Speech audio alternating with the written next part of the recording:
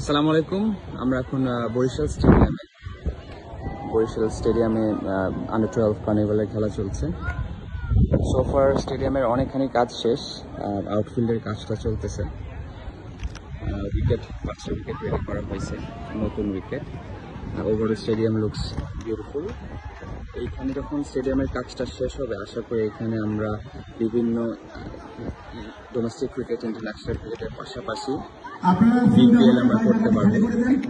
The best part of this stadium is, যেটা আমি আপনার সাথে শেয়ার করতে চাই, সেটা হচ্ছে যে this is the stadium, but if you look at এরকম ভিউ আমার মনে হয় না খুব বেশি স্টেডিয়ামে আছে। বাংলাদেশে তো নাই ইন্টারন্যাশনাল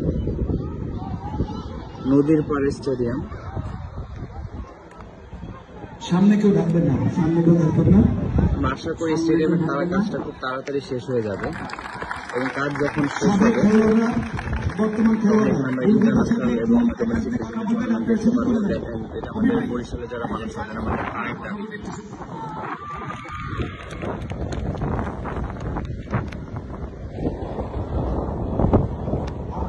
আনবিলিভেবল কিছু কাজ হয়েছে। এখন যদি আমরা একটু দেখি, ডরমেট্রি